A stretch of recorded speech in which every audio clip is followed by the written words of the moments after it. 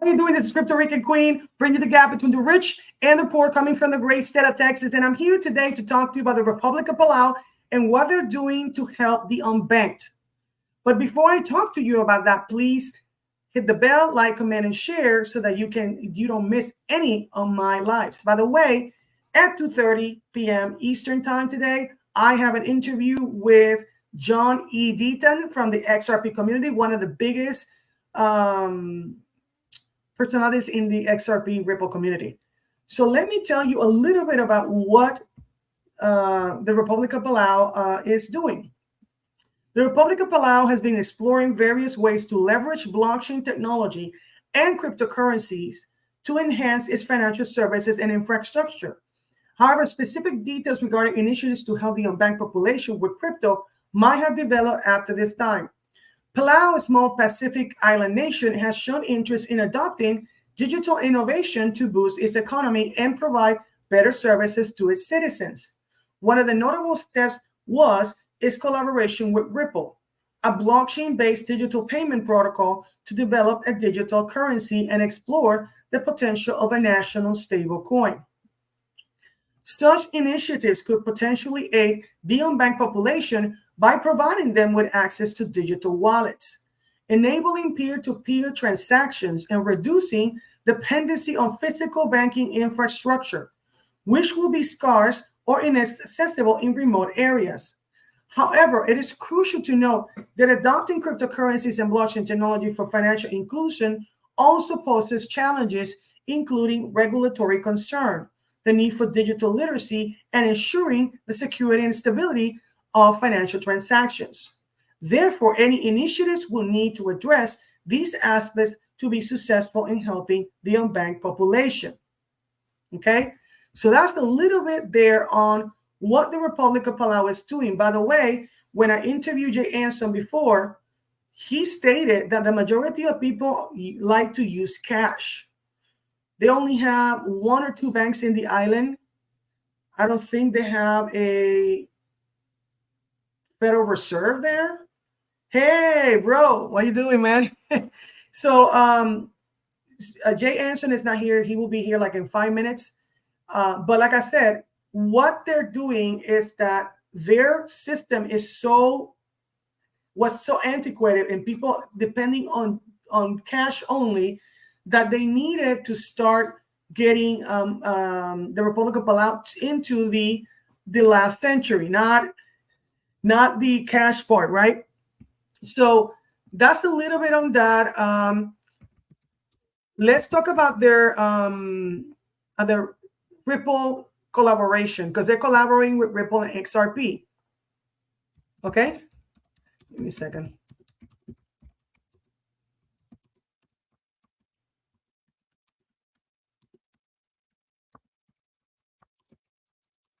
Okay. So a little bit more about how is the XRP Ripple in collaboration with Palau. Okay. So let's talk a little bit about that while my friend Jay Anson shows up here.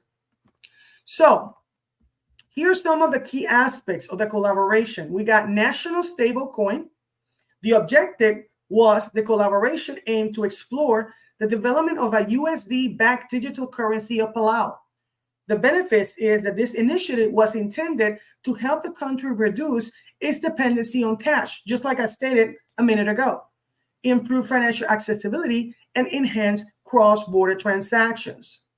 Because even though Palau is a very small country, they have a lot of cross-border transactions with other parts of the world. The second thing that they did with a collaboration with XRP and Ripple company was technical support and expertise.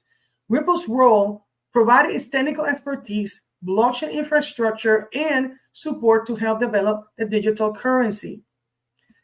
The XRP ledger, the project considered utilizing the XRP ledger, which is known for its speed, low transaction costs, and sustainability, as it consumes minimal energy compared to proof-of-work blockchain networks. Okay? An example of a proof-of-work blockchain network is Bitcoin. The third reason that they collaborating with Palau and Ripple collaborated is for financial inclusion. One of my favorite things to talk about in this channel. Okay, financial inclusion. Okay, so financial inclusion in that area is targeting the unbanked. Like I told you guys, most of these people only use cash. They don't use, there's barely any ATMs in the island. There's not that many places that take ATMs. They just pay with cash, which is a problem. So targeting the unbanked, the collaboration aimed to bring financial services to the unbanked population of Palau, facilitating easier access to banking services. Okay, that's very important. We got the fourth reason why Ripple collaborated with the Republic of Palau, and that's regulatory framework. So working with regulators, any development of a national digital currency require close cooperation with regulatory bodies to ensure compliance with international financial regulations and standards. Okay? And Palau is very ultra environmentally, for them it's ultra important. Okay? Green initiative. Palau has expressed a strong commitment to environmental sustainability. The XRP ledger's low energy consumption was a significant factor in its consideration for this project. They have areas that are protected in the Republic of Palau. This is actually this is beautiful. This is their islands, okay? They have an area where only the people of the island can be. And then they have an area for foreigners. And they have actually protected a lot of their sea lives, okay? And they take care of the island and the environment pretty good, okay? These people are commendable in so many ways that I can't even tell you guys. If you have a question, let me know. Thank you so much, Alexander. Alexander says, it's fascinating how such a small country is so ahead compared to other large countries. Man, I totally agree with that. And then I want to say hi to my bro here, Sweet Smile King, sweet. So let's talk a little bit more about what other things, while we wait for my friend Jay Anson, that the Republic of Palau is collaborating with Ripple on different things to help their island dealing with financial inclusion. We got other things called potential challenges of using this cryptocurrencies. We got adoption and education, which for the initiative to succeed, it was crucial to address challenges related to the adoption of digital currency and the education of the population about how to use it securely and effectively. We also have the regulatory hurdles. Navigating the complex international and domestic regulatory landscape was a potential challenge for the collaboration. One of the things that I actually admire about Palau too is that the guy was saying, Jay Anson was saying that they don't pass anything.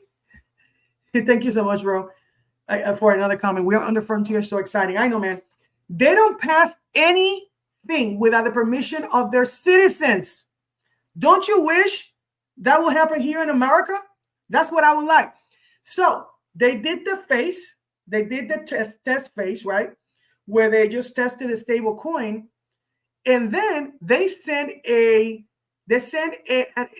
poll to every person in the island that used that did the test or not, or didn't do the test, to ask them, do you guys want this here? If the people, he said, if the people of Palau said no, they're not going to use it. They respect the citizens' rights to voice their opinions, and it's not some empty, oh, well, do what you say. No, it's not empty. It's actually backed by actions. And so that's another thing that I was like, dang. So I'm going to ask him when he comes here, how was that poll? What was the results? What was the findings of that poll on the citizens of Palau? Okay. So also we got a status and future developments. As of September, the specific status of this collaboration, any resulting products or services might have evolved. But anyway, lastly, the broader implications of this. This initiative was part of a broader trend of small nations exploring blockchain technology and digital currencies to enhance their financial system, attract investors, and foster innovations.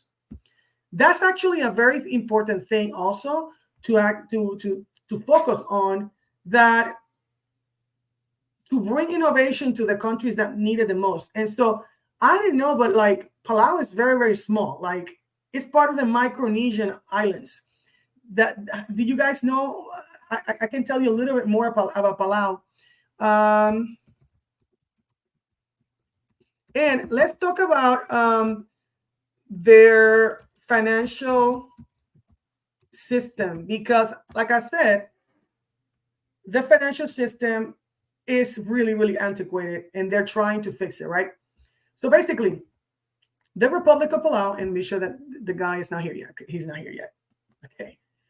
The Republic of Palau is a small island country located in the Pacific Ocean. It has a population of around 18,000 people, and its economy is primarily based on tourism, agriculture, and fishing. So you guys understand why it's important for them to upgrade their financials, how they actually take money, right? The payments, the proof of point of sale systems, when most of the islanders just take cash, and there's really any ATMs there.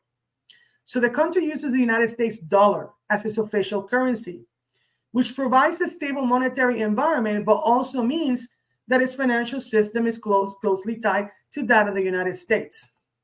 Okay, so that's another problem that I see, that they're focusing so much in the US dollar. Okay, the banking sector. Limited banking options. Palau has a limited number of banking institutions, and the services offered may not be as diverse as those in larger economies. They have dependence on foreign banks is the other problem. The country relies on foreign banks for certain financial services and transactions. Challenges for businesses. The limited banking infrastructure can pose challenges for local businesses, especially in terms of accessing credit and other financial services. Okay, let me go back here. So it's 1:40. Oh my God, time is ticking, and I have another interview. Let me tell him that, because at 2:30 I have another interview, and it's 1:41.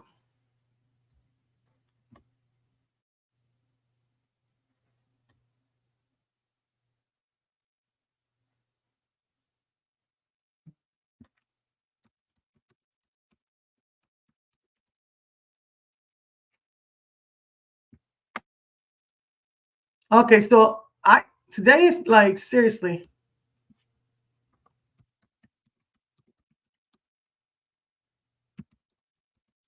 Oh my God, everybody today. Okay, sorry.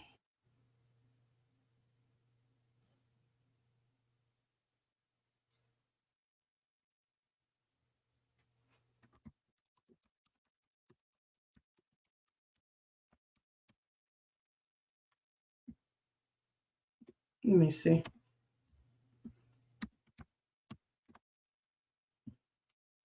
So I'll have to add him. So I am going to get John Deaton at 4 p.m. because everybody is late today, because everybody had some kind of other interview or something that conflicted with that. But just to prove it here, I'm going to show the thing so you know that I'm not really making stuff up, because I don't like to, it doesn't look good on that. Here, just so you know, he sent me a message that he apologized profusely and have 3 p.m. live stream at 3.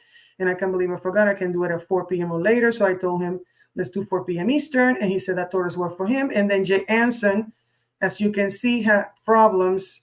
First of all, he told me that that he had a conflict of time, and then he couldn't enter. So I'm going to see if I can get him at 5:30 instead. But anyway, let's keep talking about the Republic of Palau anyway, because I'll add his stuff later. We got financial inclusion. Let me see. Yeah. So access to financial services, like many other small island nations, Palau faces challenges ensuring that all its citizens have access to banking and financial services. This is particularly an issue in remote areas. Initiatives for improvement. The government has been actively looking into ways to improve financial inclusion, including the exploration of digital currencies and blockchain technology, as mentioned in the context of the collaboration with Ripple. We also have another area they're trying to help, which is remittances. Importance of remittances. Remittances from Palauans living abroad play a significant role in the country's economy. That means that there's a lot of people here in the United States that live in the United States that are sending money to family members in Palau. And because of that, that's actually one of the ways that they make money. And this is a high cost. For doing this is a high cost. However, the processes of sending money back home can be expensive due to high transaction fees, which is a common issue in many small island nations. We got tourism and financial stability. Tourism depending economy. Palau's economy is highly dependent on tourism, which makes it vulnerable to external shocks, such as natural disasters or the global economic downturns, or what happened 2 years ago that we can mention where everybody was locked down. They suffer a really big blow when that happened for a couple of years. And sustainable tourism. The government has been working on promoting sustainable tourism to preserve the country's natural resources while ensuring steady economic growth. We also have digital currencies and blockchain. And by the way, if somebody wants to come up here, I don't have a problem of you guys coming and talking to me, actually, since I don't have, I'm not talking to him until later. And I have now until 4 p.m. for whatever I'm doing. Anybody that wants to come up here and have a conversation with me about the things that Republic of Palau is doing can go into this link that I just posted. And so let's make it a little bit more interesting. We got 5 people here watching. If you guys are interested in talking to me here and showing your face, that is great. You can come up and not show your face, by the way, if you're shy. You don't have to show your face. It's in the link there. So I'm going to keep, anybody has any comments or anything, any questions, let me know. You can add it in the same area. Oh, what did Edward ask? An interesting question. Is there data on utilization? Oh, Edward, aren't you from LinkedIn?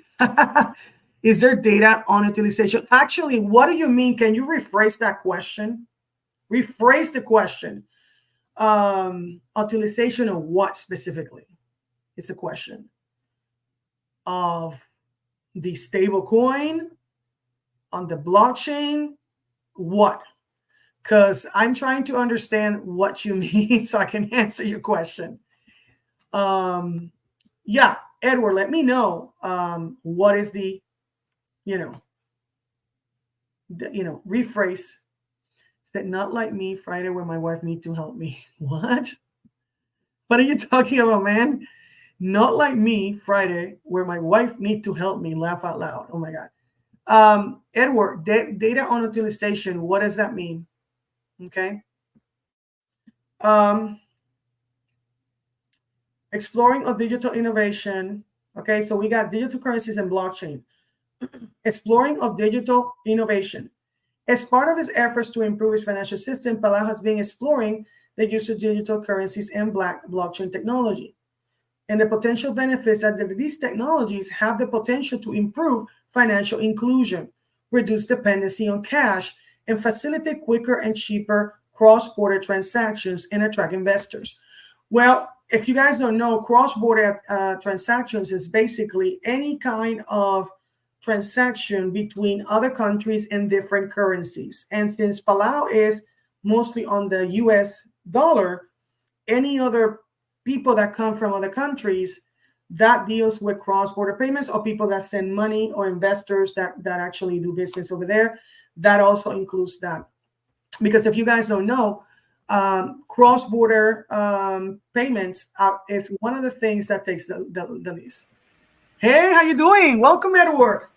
Did I do it right? Okay, I got confused there. You So, did it, man. What all up? It's right. nice to meet you. Nice to meet you too, and I'm very excited about this event. So, just to clarify my question, I'm curious if people are actually utilizing the platform, if they're actually getting on there and doing transactions. I know I've been looking at some of the other Yes, ones, so it they was a are doing. test. It was a test, There was a basically. test. And so there was a limited test that the Republic of Palau did, creating a stable coin, the PSD, for for the country. Hmm. They finished the phase one, and so when I interview him later, because he's running late, as you guys saw, because I wanted to be sure I'm not making. Some people say that they're going to interview somebody that they don't, but I show that I am talking to these people. But today is being a crazy day, and so crazy stuff happened. Yeah. So the people that were using, so it was a very limited number, because remember that the country only is 18,000 citizens, so Right. it was like very small. I don't know if it was 1,000 people, or he told me 1,000 to 2,000 people that were using, that were included in this test. The good thing is that the utilization of money, I mentioned that you were asking about, if they had to pay big fees, is not, No. because when they're using the XRPL, the blockchain of XRP, the transactions are minimal. This is the reason why a lot of us here in the community, in the crypto community, are more for XRP than Bitcoin, because Right. Bitcoin, one, is slow, and two, is expensive. I don't know if you ever sent Bitcoin anywhere, No, I haven't done that yet. but So. it's expensive, man. It can take 30 minutes, and XRPL takes a second to be there. I move a lot of money with XRP. And then a second later, that I told the guy, look, I'm going to move this money so I can pay you $3,500 right now. Hmm. Boom. A second, not a minute, a second, like that. Yeah. And the fees are so minimal that it's basically not. You can say that you don't get any fees. The One of my questions I had was with the Dcash in Eastern Caribbean. There's not a lot of people utilizing it because it's very hard to access it. You either need to have a smartphone, and internet Mm-hmm. coverage is very kind of spotty in the Mm-hmm. Caribbean islands. Um, you can use, I guess, a normal phone and has to have special USSD codes on them. So I'm curious, the people of Palau, will they be able to access the platform? Will that be expensive for them to access the platform? Which Um, platform? the, Another the one? the CBDC platform where they can. Okay. So CBDCs is like another, it's a very, very ugly word for us in the crypto space. You know why, Okay. right? Okay. Because CBDCs basically are centralized. Right.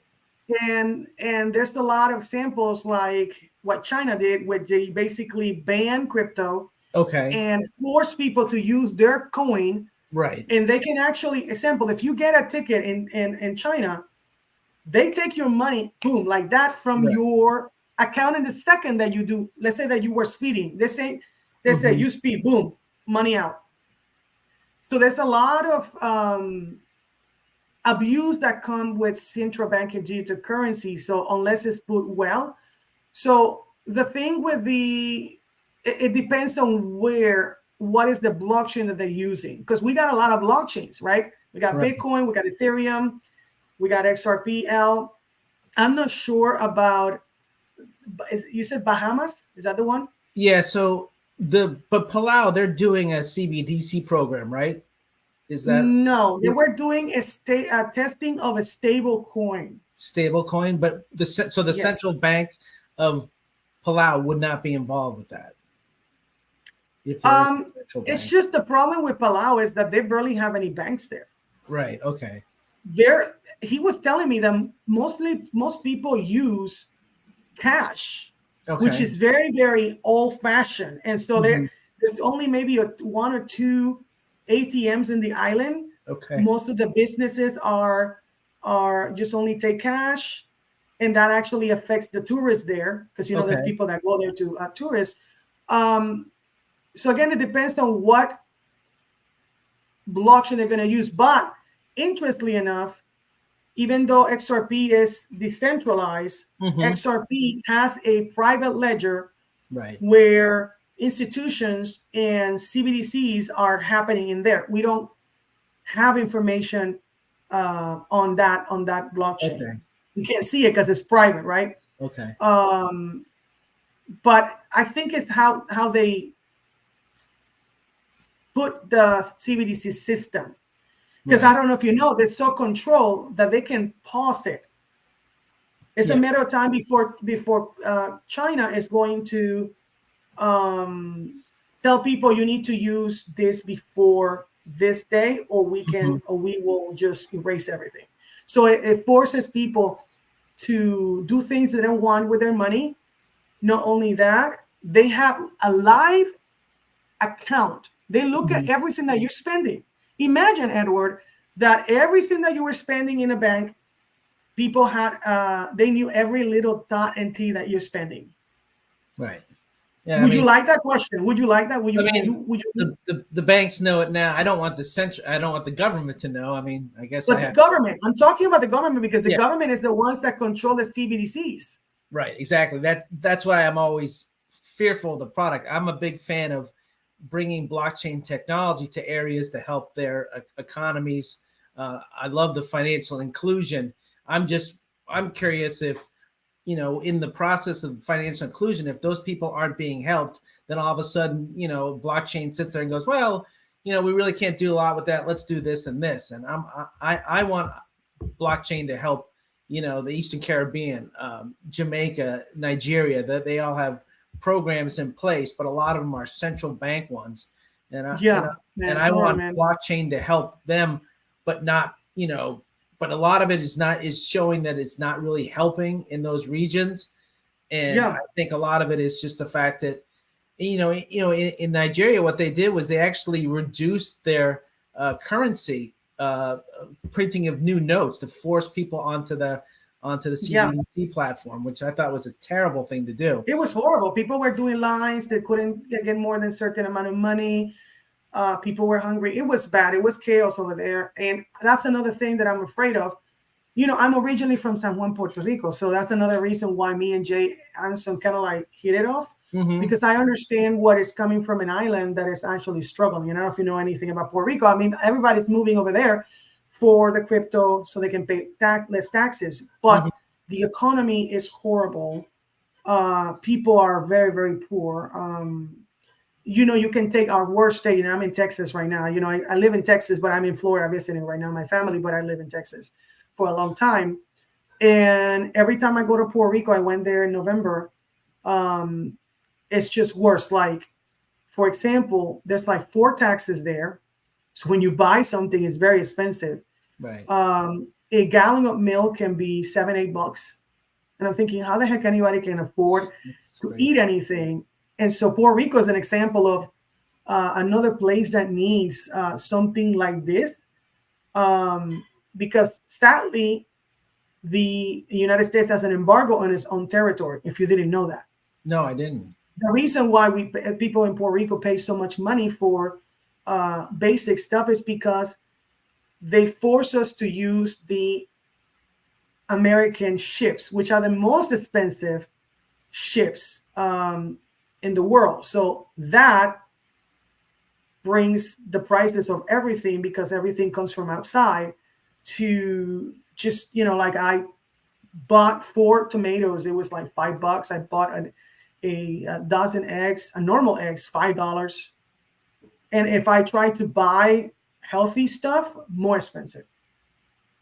So yeah, I'm very angry. I don't like, so this is the reason why I got into this. And the people that I talk to mostly in TikTok and in social media are underserved communities, just like me. Like I said, came from Puerto Rico and stuff. So what do you do for a living, man? Well, so I got into blockchain because I was a banker and worked for Bank of America, and just trying to do cross-border payments. I worked with a lot of charities, just trying to get money to, from the United States to a charity, say in the Philippines or something like that. It would cost $35 to $40 to send $100, and every year Horrible.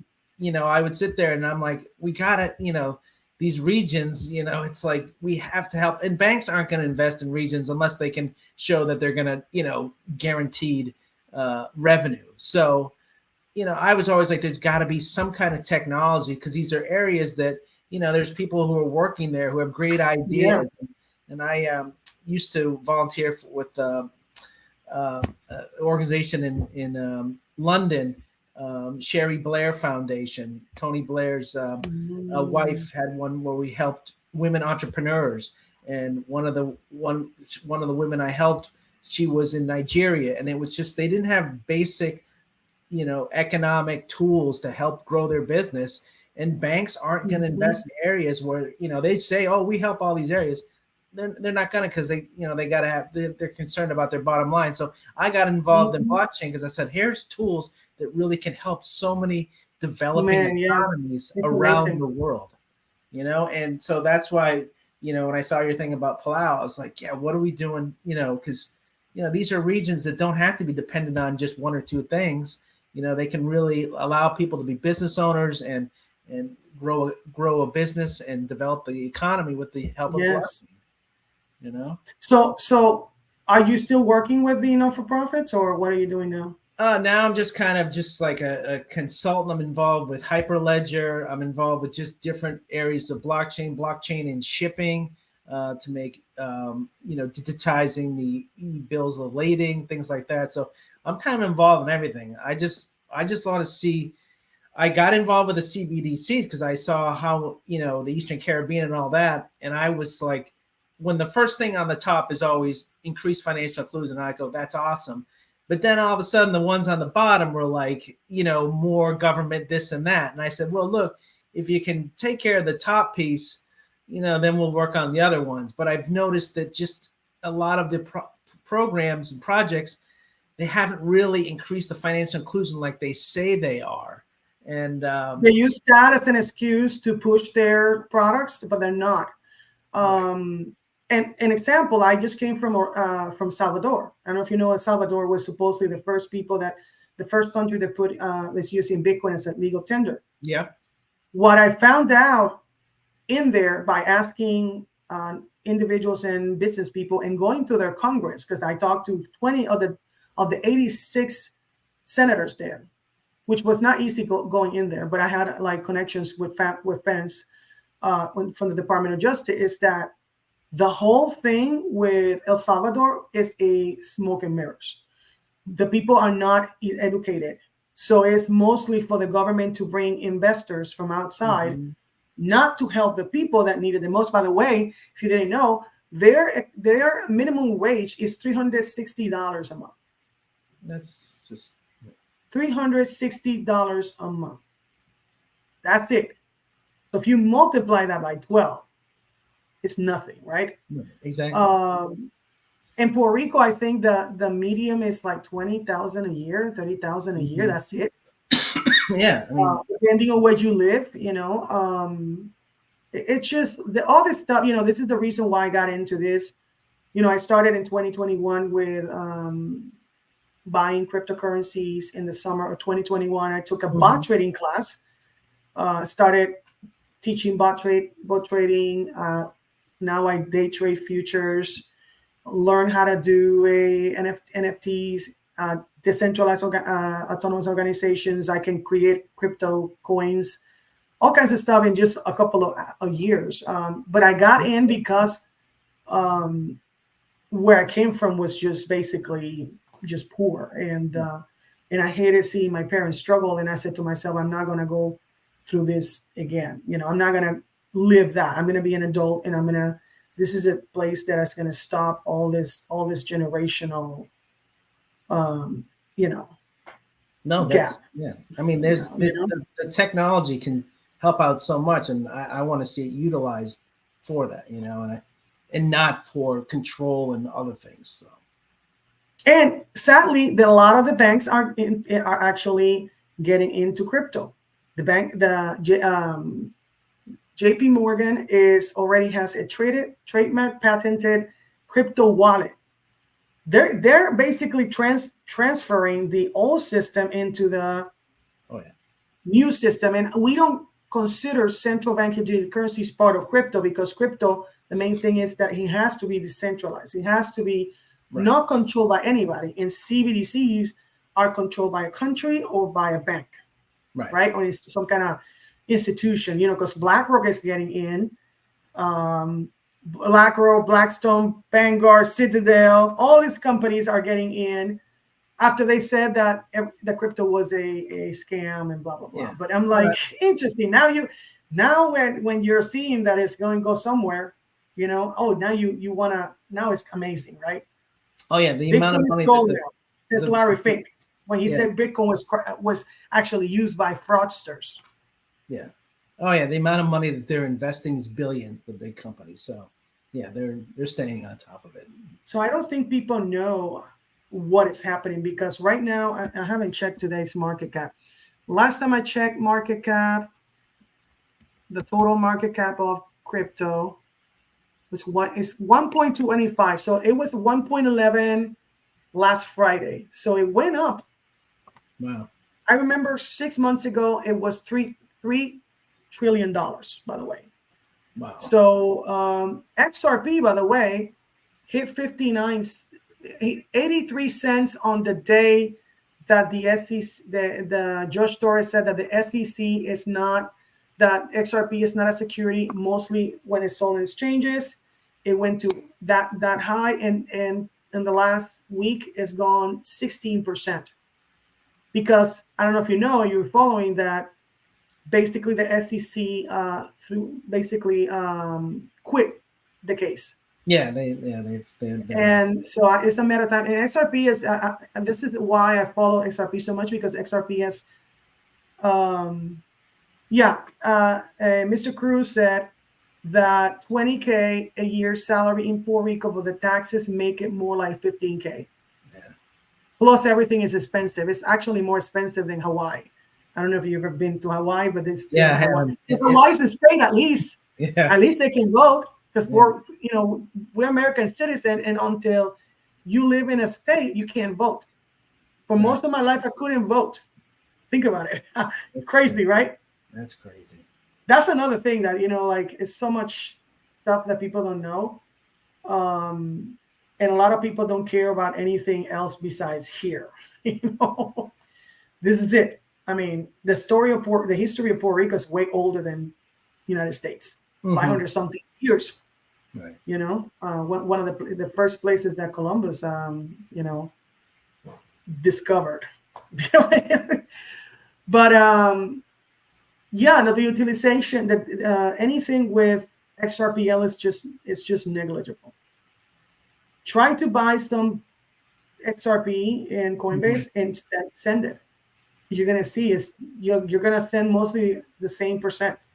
You might send 99.99, but that's nothing compared to Bitcoin that charges a lot of fees. Depending, some of the blockchains like Bitcoin and Ethereum, they alternate in the gas fees. So more people are using it, the higher the gas fees. I pay tons of high fees between Bitcoin and Ethereum. Yeah, it just hurts that. And when you're dealing with decentralized, because I'm also in decentralized things, DeFi, meme coins, anything that is, dApps is worse. It's just worse if you're focusing on Bitcoin and Ethereum, basically. It's just, oh man. Well, I have to go, but I just want to say you're doing a great job, and I've subscribed to your channel now, so I want to follow. Thank you so much, man. Let's talk another time and see how we can collaborate with each other, because I'm trying, I'm in the industry full time, and I'm trying to get into a job with blockchain, because I have a lot of knowledge. It's just, Well, I think what you're going to start seeing is blockchain is being developed on this end, but it needs to be brought into almost kind of like the real world in a way.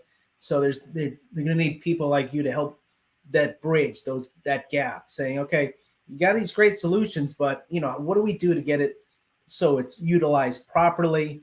Educate people to use it. Exactly. Make sure that it's bringing the benefits that it was designed for. Because I think one of the things that people are saying is they're like, blockchain is going to replace, and that scares people on one end. because they're like, well, we don't want to replace it. No, blockchain can enhance, and it can bring a lot of benefits to regions. Man, And I think that's totally. what we need to differentiate, is that, look, we're not looking to replace everything. We're looking to enhance it. We want to bring capabilities to regions that haven't had them before and enhance their economy. So I think there's going to be a need. Yeah, yeah. And I teach in Spanish and English. And so that's another thing.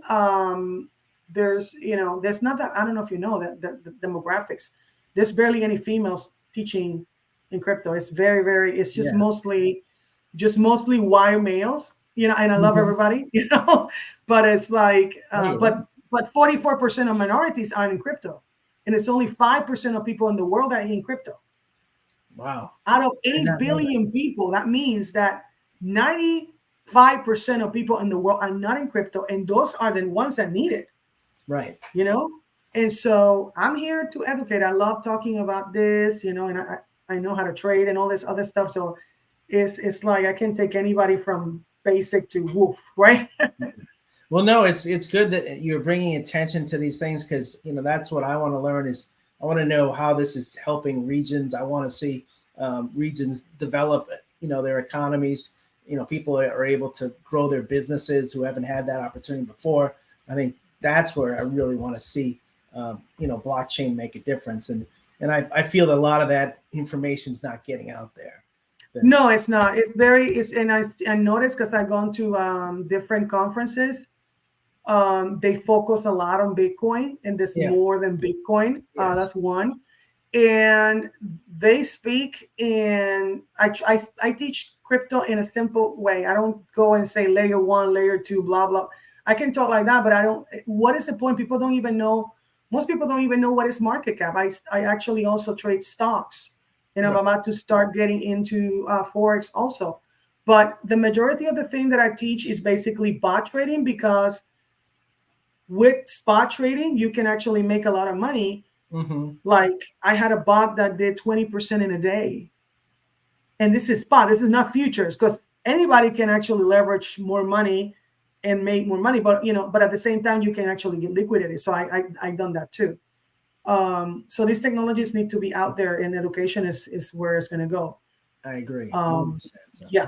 But thank you so much, Edward, for coming. Yes, thank you. This has been great. Invited anytime. I would love to have you other times and talk more about stuff, because there's not that many people that know about, are in this space. And so it's, Well, it's, it's a collaborative space. So it's important that people keep talking and sharing ideas, and because we're learning new things every day, and as the technology advances. So thank you so much. And I'm looking forward to the next event. Thank you, man. Peace. Take care. Bye-bye. So guys, even though this is not going as I wanted to go, that was amazing. And I'm happy that Edward was here, and we're going to keep talking more about this. I'm going to finish with 2 things. Where I was talking about digital currencies and blockchain and the potential benefits. These technologies have the potential to improve financial inclusion, reduce dependency on cash, facilitate quicker and cheaper cross-border transactions, and attract investment. Lastly, there's the challenges and future prospects. Regulatory framework, developing a comprehensive regulatory framework to support digital innovation while ensuring financial stability and compliance with international standards is a challenge. We also have an investment in infrastructure. To fully realize the benefits of digital currencies and blockchain, there would need to be investment in the necessary infrastructure, including internet connectivity and digital literacy programs. In summary, Palau's financial system is characterized by its small size, dependence on tourism, and the challenges of ensuring financial inclusion in a geographically dispersed island nation. The government's openness to digital innovation and blockchain technology shows a forward-thinking approach to overcoming these challenges, improving the financial well-being of its citizens.